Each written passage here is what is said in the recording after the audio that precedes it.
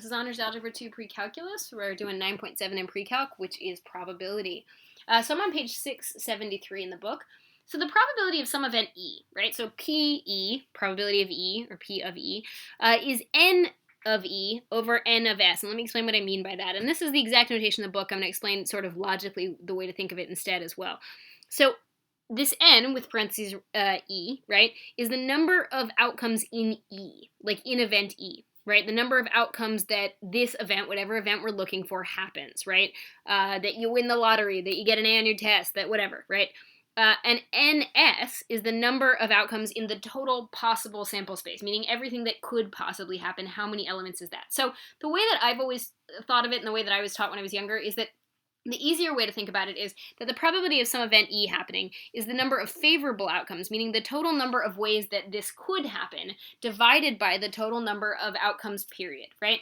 So, for example, if we flip a coin and roll a die, what is the probability of a heads and a multiple of 3, right? Meaning like H3 or H6. So here's the idea. If we make a list of everything in our sample space, so I'm going to erase up here so I have some room, right? So let's make a list of our sample space. We already did this in example 1, but let's make a list here.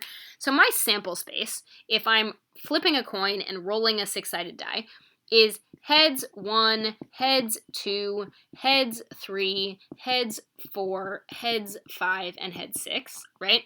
And tails 1, tails 2, tails 3, tails 4, tails 5, and tails 6. Okay, so there are a total of 12 possible ways this could go, but of those 12, I wanted the probability of flipping heads and then also rolling a multiple of 3, which would be these two only, right? So what ends up happening is that the probability of heads and a multiple of 3 is going to be 2 out of 12 because there are 2 favorable outcomes. There are 2 outcomes that meet this event guideline, and there are 12 possible outcomes total, which is 1/6. Now, you could have actually figured this out without drawing out the sample space, and I'll walk you through how you could have. So sometimes it's not worth listing the sample space. So in order to figure out the total number of elements in the sample space, there are 2 outcomes when I flip a coin, and there are 6 outcomes when I roll a 6-sided die, so it's not surprising that this number was a 12. If I want to know the number of elements in the H or multiple of 3 category, right, well, there's only one way to get heads, and that's if I get heads, right? So there's no other option. I flip heads. And then there are 2 ways to get a multiple of 3 because I could either get a 6 or a 3, so there are 2 possible outcomes, which is why that's a 2.